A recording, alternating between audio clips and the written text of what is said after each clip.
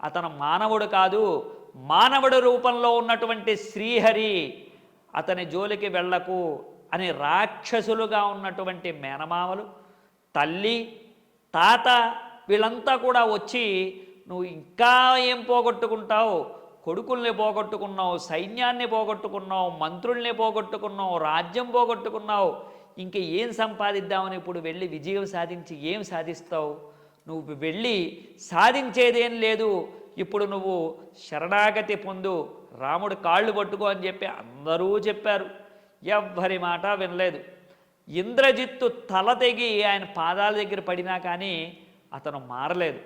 ఆఖరికి అతను ఆ రాముడి చేతిలోనే మరణించడం ఇక తథ్యము అని తెలిసినప్పటికీ కూడా ఆయన వెళ్ళి ఓడిపోవటానికి సిద్ధపడి అతను అనుకున్నది మాత్రమే సాధించడానికి ప్రయత్నమైతే చేశాడు, కానీ విఫలమైపోయాడు. ఎప్పుడైనా సరే అధర్మాన్ని నమ్ముకున్నటువంటి వాళ్ళకి ఇదే గతి పడుతుంది. అదే రోజున దశహర అనేటువంటి దానికి అర్థం తెలిసింది కదా, 10 తలలు ఉన్నటువంటి వాడు నేల కొరిగాడు రాముడి చేతిలో. అందుకని రాముణ్ణి కొలిచేటువంటి రోజు, ఆ రావణాసురుణ్ణి తలుచుకుని అలా ఉండకూడదు అని తెలుసుకునేటువంటి రోజు. మరి విజయదశమి, విజయదశమి 2 రకాలు.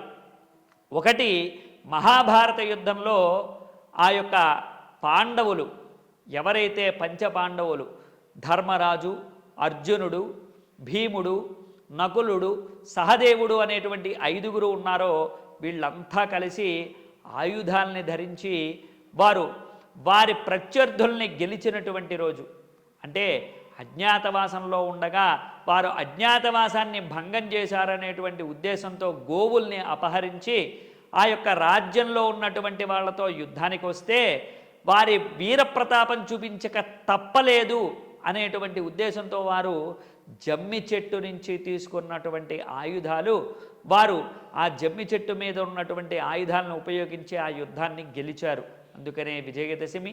అదేవిధంగా అమ్మవారు మహిషాసురమర్దిని అవతారంలో మొత్తం ఎవరైతే రావణాసురుడు, నరకాసురుడు సహితంగా ఎంతమంది రాక్షసుల బలం ఉందో అంతమంది రాక్షసుల బలాన్ని పొందినటువంటి మహిషాసురుడు బ్రహ్మ వరం చేత అతను చావడు అనేటువంటి ఒక వరాన్ని కూడా పొందాడు. చావు లేనటువంటి వరాన్ని బ్రహ్మాండమైనటువంటి తపస్సు చేసి.